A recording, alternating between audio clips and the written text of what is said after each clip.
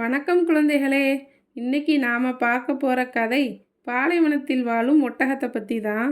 இது போன்ற கதைகள் உங்களுக்கு பிடிக்கும்னா நம்ம சேனலை சப்ஸ்கிரைப் பண்ணிவிட்டு கதையை முழுசாக கேளுங்க.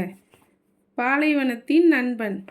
பெரிய பாலைவனத்தின் நடுவே ஆரிஃப்னு ஒரு இளம் ஒட்டகம் வாழ்ந்து கொண்டிருந்தான். அவன் மிகவும் ஆர்வமும் நல்ல மனமும் கொண்டவன்.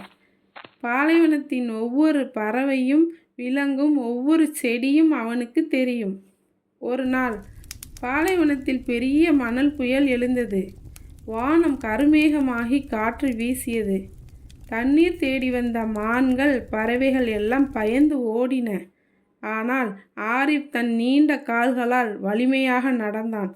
தன் பெரிய மூக்கால் மணலை மூடி சோலைவனத்துக்கு சென்றான். அங்குள்ள ஒரு சிறிய கிணற்றில் தண்ணீர் இருக்கிறதா என்று பார்த்தான்.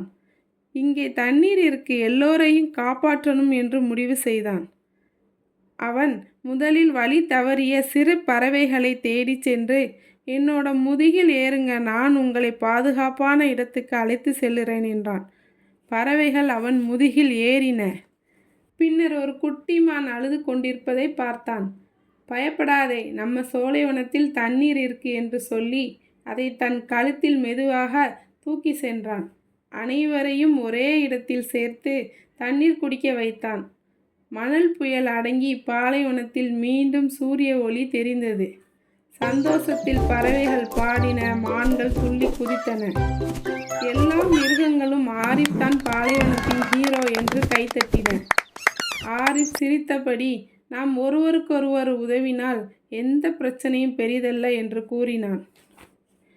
கதையின் நீதி: துணிவும் அன்பும் சேர்ந்தால் எவ்வளவு பெரிய கஷ்டத்தையும் கடக்க முடியும். உதவி செய்வது நம்மை உண்மையான ஹீரோவாக்கும். இந்த கதை உங்களுக்கு பிடித்திருந்தா லைக் பண்ணுங்கள், ஷேர் பண்ணுங்கள், சப்ஸ்கிரைப் பண்ணுங்கள்.